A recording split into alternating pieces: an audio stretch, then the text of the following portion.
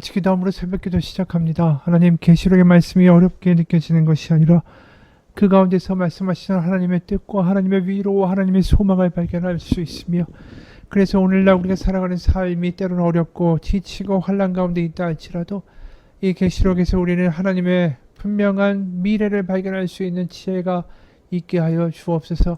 예수님 이름 받들어 기도합니다. 아멘. 오늘은 계시록 6장 1절에서 17절까지의 말씀입니다. 계시록 6장 1절에서 17절까지의 말씀입니다.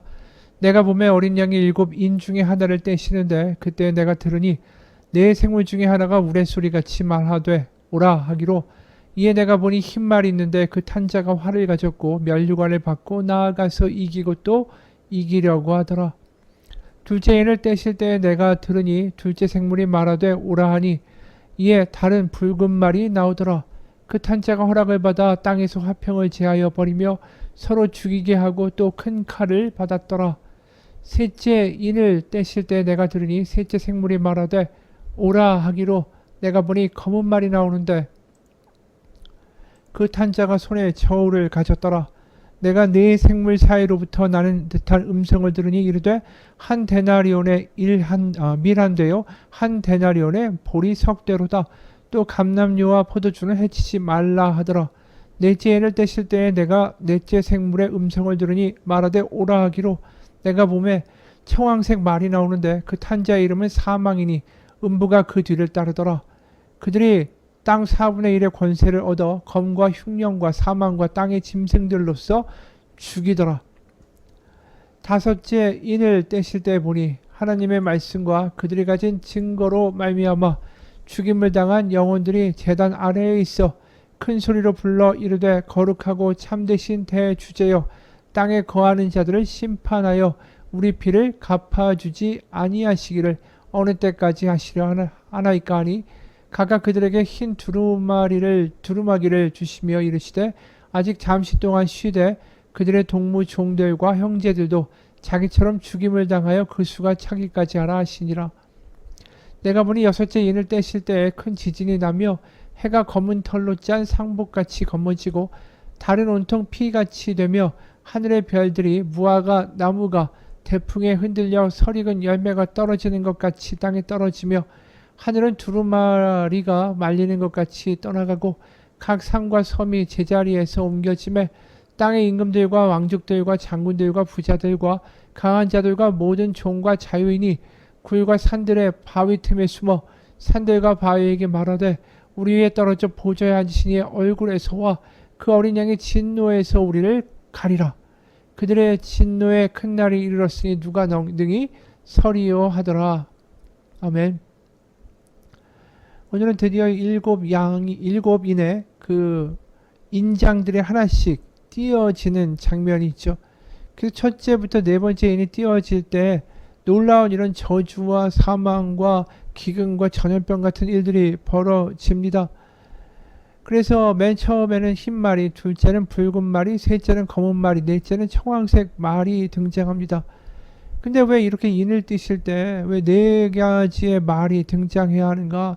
왜 말이라는 이미지가 갑자기 등장할까? 이런 생각 우리가 하게 되죠. 그런데 이 말이라는 이미지가 그냥 등장하는 것이 아니라 구약의 스가랴서에 이미 등장한 바 있는 이미지라는 것이죠. 스가랴서 6장 1절에서 3절입니다. 내가 또 눈을 들어 본즉 내 병거가 두 산 사이에서 나오는데 그 산은 구리 산이더라. 첫째 병거는 붉은 말들이, 둘째 병거는 검은 말들이, 셋째 병거는 흰 말들이, 넷째 병거는 어룽지고 건장한 말들이 메었는지라. 그러니까 이 계시록에서 그냥 말하고 있는 게 아니라 스가랴서 구약에서 예언한 그 일이 이제 일어나고 있다라고 하면서 그것을 보다 자세하게 설명하고 있는 거죠. 각 말들이, 그리고 말에 탄 사람들이 어떠한 일들을 하게 될 것인지 말입니다. 스가랴서에는 물론 이렇게 읽은 것처럼 그냥 네 가지의 말들이 등장했다. 그러고 이제 1장에 이런 말씀이 나옵니다. 스가랴서 1장 10절에 보면 화석류 나무 사이에 선자가 대답하여 이르되 이는 여호와께서 땅에 두루 다니라고 보내신 자들이니라. 그러니까 이 말을 타고 네 가지의 종류의 말을 타고 나타난 이들은 여호와께서 보내신 자들이라는 거죠. 그리고 그들이 무슨 일을 할 거냐 하면 스가랴서에는 대략적으로 이렇게만 기록됩니다. 스가랴서 1장 세번역으로 14, 15절이에요. 스가랴서 1장 세번역으로 14, 15절 내게 말하는 천사가 내게 일러주었다. 너는 외쳐라. 만군의 주님께서 이렇게 말씀하신다. 나는 예루살렘과 시온을 몹시 사랑한다. 그러나 안일한 생활을 즐기는 이방 나라들에게는 크게 화가 난다. 나도 내 백성에게는 함부로 화를 내지 않는데 이방 나라들은 내 백성을 내가 벌 주는 것보다 더 심하게 괴롭힌다.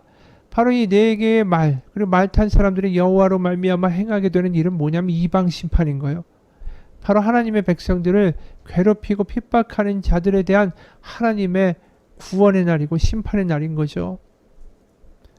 그래서 그 일이 그대로 계시록에 지금 더 자세하게 기록되고 있는 거예요. 하나님의 백성이 바로 교회죠. 교회가 새로운 예루살렘이죠. 그들이 핍박당하고 순교당하는 일을 하나님이 결코 그냥 좌시하시지는 않을 것이다. 하나님의 심판의 때가 있고 믿는 이들의 구원의 때가 있게 될 것이다. 그래서 이 계시록에는 구약의 예언서에 나와 있는 많은 구절들이 더 자세하게 설명되는 그러한 일들이 벌어집니다. 오늘 스가랴서뿐 아니라 다니엘서, 에스겔서 이런 구약의 여러 예언서에 나와 있던 이미지들과 단어들이 그대로 계시록에서 사용되고 있는 것을 보게 돼요. 그래서 구약의 과거에 이미 예언하시고 그 뜻을 이루기에 열심이신 하나님이 예수님을 보내셨고 그래서 예수님의 재림 때까지 결국 종말에 이를 때까지 하나님은 그 계획을 이루고 계시다. 그래서 구약의 하나님이 신약까지 그분의 열심을 포기하신 적이 없다. 창조 때에 타락된 아담을 다시 회복시키고자 애쓰시는 하나님의 모습이 그대로 우리 가운데 드러나 있다. 이걸 계시록은 말하고 있는 거죠. 그래서 자꾸만 구약의 예언서들을 인용하고 있는 거예요. 그래서 구약에 나와 있는 주의 날, 심판의 날이 결국 예수님의 재림을 통하여 오게 될 것이다 라고 설명 부연하는 거죠. 그 첫 번째부터 네 번째 인에 등장하는 이 말, 그리고 말을 탄 사람들은 정말 결국은 예수님의 어떤 십자가의 죽으심이죠. 백마를 탄 분, 그건 예수 그리스도의 십자가에서 죽음을 한 어린 양이 나중에 계시록 19장에 보게 되면 흰말을 타고 오시는 이라고 표현되는 것 우리가 보게 됩니다. 그 이야기를 미리 하는 거죠. 재림 때 흰말을 타고 오시는 이를 지금 오늘 첫째 흰말을 타고 이 바로 재림이 아니라 초림 때 예수님이 십자가에서 죽으시고 그 이후부터 어떤 일이 있죠? 우리가 예수님의 재림과 심판 때까지 아직 오지 않지 않았습니까? 예수님의 십자가에서 죽으신 2000년 전부터 지금까지 그리고 종말에 이르기까지 전쟁과 기근과 환난과 순교와 핍박의 때가 있게 될 것이다. 그게 나머지 말들이 하는 일이에요. 그래서 6절에 보면 이런 일도 있겠다라는 거죠. 재림, 주의 날, 심판의 날 이전에 한 데나리온의 밀 한 대요, 한 데나리온의 보리 석대로다. 또 감람류와 포도주는 해치지 말라 하더라.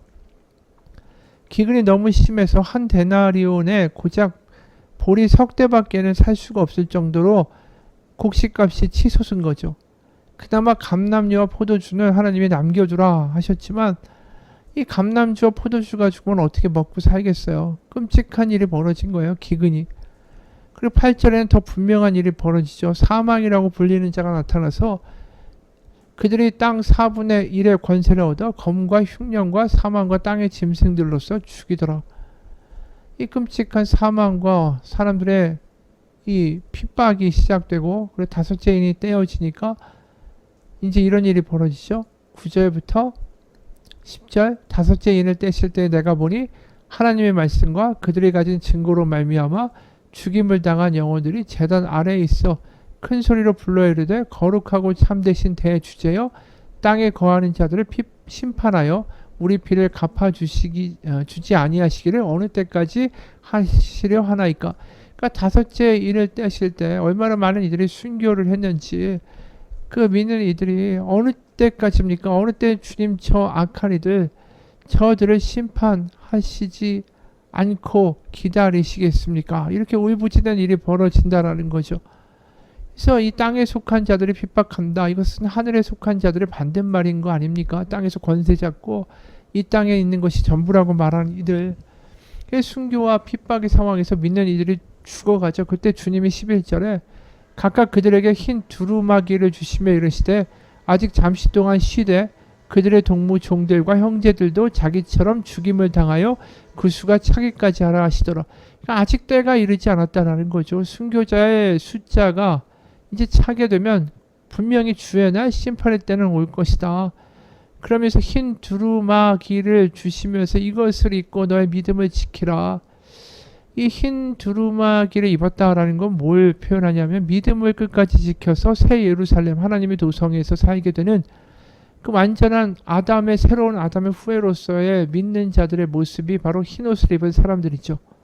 그래서 계시록 19장 7, 8절에 보면 결국 끝까지 믿음을 지키고 승리한 이들이 이렇게 등장합니다. 계시록 19장 7, 8절 우리가 즐거워하고 크게 기뻐하며 그에게 영광을 돌리세 어린 양의 혼인 기약이 이르렀고 그의 아내가 자신을 준비하였으므로 그에게 빛나고 깨끗한 세마포 옷을 입도록 허락하셨으니 이 세마포 옷은 성도들의 옳은 행실이로다 하더라. 그러니까 주님이 오셔서 재림 때 어린 양의 혼인잔치가 벌어지고 믿는 자들은 다 그 혼인잔치에 들어가는 거죠. 그러니까 우리가 1달란트, 5달란트, 2달란트 받은 사람들 중에 나의 잔치에 참여하여라. 훌륭하고 정말 성실한 종아. 그 모습이 이제 계시록에서 어린 양의 혼인잔치로 나타나는데 그때 참여하는 사람들의 옷의 복색이 흰 옷을 입은 사람들, 세마포 옷을 입은 사람들, 바로 그런 사람들의 이미지였다라는 것입니다. 그런데 왜 주님은 우리 다섯째 인도 그렇고 왜 이렇게 순교자의 수가 차기까지 기다리라고 믿는 이들이 여전히 죽고 순교당하고 핍박당하는데 왜 하나님은 그들을 바로 심판하지 않고 참고 계시는가? 우리는 그런 생각을 할 수 있죠. 분명히 주님은 십자가에서 다 이루었다고 하셨는데 왜 더 참고 계신지. 지금도 세상은 십자가를 조롱하고 십자가를 믿는 내 주먹을 믿겠다라고 말하는 사람들이 많지 않습니까? 근데 사실 이게 당연한 것 같아요. 왜냐하면 그 아들을 십자가에 죽이실 정도로 우리를 구원하겠다는 그 열심에 가득 찬 하나님께서 어떻게 이 모든 것이 다 소멸되고 죽어만 하는 그 주의 날 심판의 날을 서둘러서 믿지 않는 자들에게 임하게 하시겠습니까? 참으시는 거죠. 그 날을 어떻게든 미루어 가시면서 구원받고 회개하기를 원하시는 거죠. 그게 예레미야도 똑같아요. 예레미야의 남유다가 완전히 멸망하고 패망하기 전에 얼마나 많이 돌아와라 회개하라 돌아와라 회개하라 이 이야기를 얼마나 많이 하시는지 몰라요. 아니 전지전능 하나님이면 얼마든지 말 안 듣고 날 버리고 우상 숭배하는 이 작자들을 단칼에 도륙내리라 이렇게 말씀하실 수도 있는 거 아니에요? 예레미야를 보다 보면 똑같은 이야기가 너무 많이 반복돼요. 돌아오라고 그 표현을 다양한 다른 표현과 비유를 통해서 말하고 있을 뿐입니다. 반복되고 지겹다라고 생각할 정도로 예레미야서에는 그러한 돌아오라는 분명한 하나님의 그 부탁과 애원과 경고가 들어있죠. 그렇게 반복하고 있다는 게 뭐죠? 하나님이 사랑이시다라는 거예요. 심판이 계속 미루어지고 있는 거죠. 그러니까 오늘 다섯째 인도 마찬가지예요. 주의 날이 계속 미루어지다가 결국 여섯째 인이 떼어질 때 이런 일이 벌어집니다. 12에서 17절이에요. 내가 보니 여섯째 인을 떼실 때에 큰 지진이 나며 해가 검은 털로 짠 상복같이 검어지고 달은 온통 피위같이 되며 하늘의 별들이 무화과나무가 대풍에 흔들려 설익은 열매가 떨어지는 것 같이 땅에 떨어지며 하늘은 두루마리가 말리는 것 같이 떠나가고 각 산과 섬이 제 자리에서 옮겨지며 지진이 나고 하늘이 붉게 물들고 막 검게 되고 별 천지가 이상하게 되는 어떤 희한한 현상들이 나타날 때 15절에 땅의 임금들과 왕족들과 장군들과 부자들과 강한 자들과 모든 종과 자유인이 굴과 산들의 바위 틈에 숨어 산들과 바위에게 말하되 우리 위에 떨어져 보좌에 앉으신 이의 얼굴에서와 그 어린 양의 진노에서 우리를 가리라. 어떤 일이 벌어집니까? 죄지은 아담과 하와가 하나님의 낯을 피하여 나무 뒤에 숨은 것처럼 이들이 하나님의 얼굴과 어린 양의 진노를 피해서 산들, 바위, 굴 이런 데로 들어갔다라는 거예요. 17절에 그들의 진노의 큰 날이 이르렀으니 누가 능히 서리요 하더라. 드디어 그들의 완전한 심판의 날을 맞이하게 되는 거죠. 심판의 날은 반드시 임한다라는 거예요. 그동안 떵떵거리고 웃기지 마. 하나님이 어디 있고 예수님이 어디 있어. 이렇게 살던 땅의 임금들, 왕족들, 장군들, 부자들, 강한 자들이 다 하루아침에 완전히 공포에 질리는 일이 벌어지고 또 그들의 말을 따르면서 앞잡이가 되고 아부하고 그러면서 믿는 이들을 같이 핍박하던 그들의 종과 휘하의 추종자들도 다 심판을 받게 됩니다. 오직 어린 양의 피로 보호받는 이들, 하나님의 십자가와 부활을 믿으며 끝까지 그 자리에 선 이들만이 살아남게 될 것이죠. 그러면서 그들은 심판을 직면하며 십자가와 부활이 진짜였구나 뒤늦게 알게 될 것입니다. 그래서 16절에 이렇게 말씀하는 거죠. 그 어린 양의 진노에서. 이게 놀라운 이야기예요. 어린 양 예수 그리스도의 십자가가 될 사랑만 이야기하는 줄 알았는데 그게 아니라는 것이죠. 그리고 세상에서 볼 때 무슨 신의 아들이 십자가에 사람들에 의하여 못 박혀 죽을 수가 있느냐. 만만하게 봤는데 어린 양이 그런 어린 양이 아니라는 거예요. 진노와 심판을 하는 놀라운 심판주가 되어 거꾸로 등장하신다. 십자가가 그들에게 심판이 된다는 거죠. 그 내용이 로마서 2장에도 나와요. 로마서 2장 세 번역으로 4절에서 6절에 로마서 2장 4절에서 6절 하나님께서 인자하심을 베푸셔서 그대를 인도하여 회개하게 하신다는 것을 알지 못하고 오히려 하나님의 풍성하신 인자하심과 너그러우심과 오래 참으심을 업신여기는 것입니까? 그렇죠. 예수 그리스도의 십자가 거기에 인자하심과 하나님의 너그러우심과 어떻게든 회개하게 하려고 하시는 그 하나님의 오래 참으심을 십자가를 보면서 드러났는데도 그것을 비웃는 겁니까? 그래서 5절에 그대는 완고하여 회개할 마음이 없으니 십자가를 비웃으니 하나님의 공정한 심판이 나타날 진노의 날에 자기가 받을 진노를 스스로 쌓아 올리고 있는 겁니다.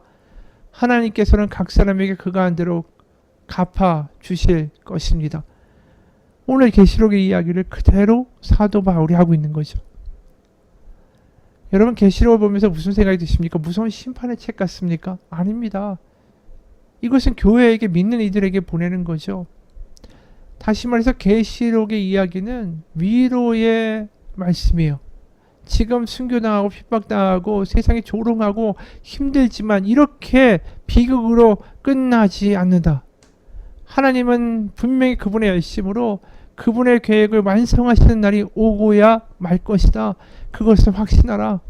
이게 계시록이 우리 가운데 주어진 이유입니다. 그래서 우린 패배자가 아니라는 거예요. 지금 패배한 것처럼 보여도 이 패배가 끝이 아니고 눈에 보이는 게 다가 아니라는 거죠. 그래서 십자가와 부활을 믿는 이들에게는 반드시 하나님의 승리와 하나님의 나라가 약속되어 있다고.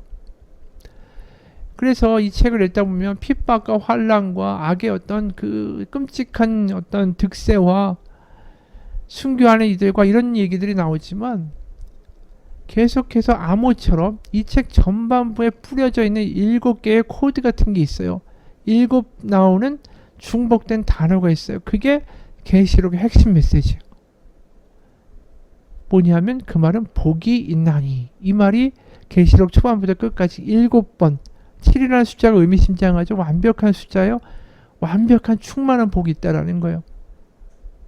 계시록의 첫 번째부터 끝까지. 우리가 그걸 모르죠. 계시록은 축복의 책이에요. 놀라운 이야기 아닙니까? 심판의 책이 아니라 축복의 책이라는 거죠.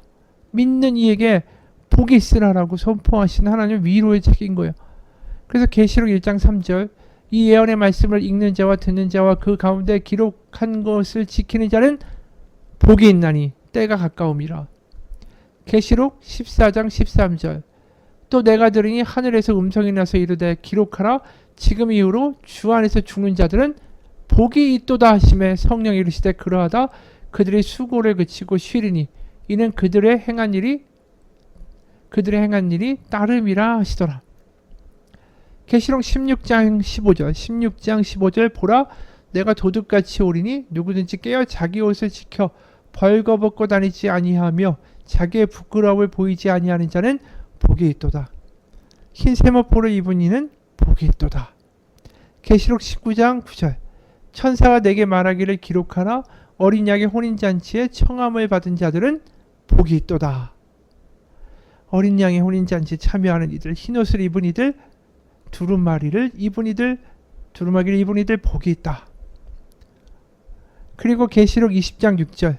이 첫째 부활에 참여하는 자들은 복이 있고 거룩하도다.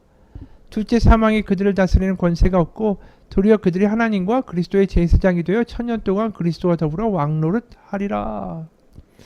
계시록 22장 7절. 보라 내가 속히 오리니 이 두루마리의 예언의 말씀을 지키는 자는 복이 있으리라. 두루마리의 예언의 말씀, 계시록의 이야기가 들려지는 이들은 이 책이 복을 말하는 책인 것을 알게 될 것이다. 이 말씀이죠. 계시록 22장 14절. 자기 두루마기를 빠는 자들은 복이 있나니 이는 그들이 생명나무에 나아가며 문들을 통하여 성에 들어갈 권세를 받으려 함이로다. 계시록은 말합니다. 믿는 자는 7번 복이 있다고. 완벽한 복, 충만한 복이 그들 가운데 준비되어 있다고. 계시록은 그 복이 있다라는 말을 마치 암호처럼 처음부터 끝까지 곳곳에 숨겨놓고 있습니다. 여러분, 우리가 이 계시록을 읽으면서 봐야 될 게 그거예요. 우린 패배자가 아니라는 거죠. 우리는 복이 있는 사람들입니다. 같이 기도하겠습니다. 하나님, 우리는 복된 자입니다. 하나님을 믿고 그 안에서 머물며 살아가는 인생, 그 인생은 결코 후회함이 없고 패배가 없고 실망이 없고 좌절이 없고 비극으로 세상이 끝이 나지 않는 하나님의 희극이 있는 복된 자입니다. 우리가 복 있는 사람이라는 것을 누리고 기억하고 감사하며 감격하며 살아갈 수 있는 믿음 되게 하여 주옵소서. 예수님 이름 받들어 기도합니다. 아멘.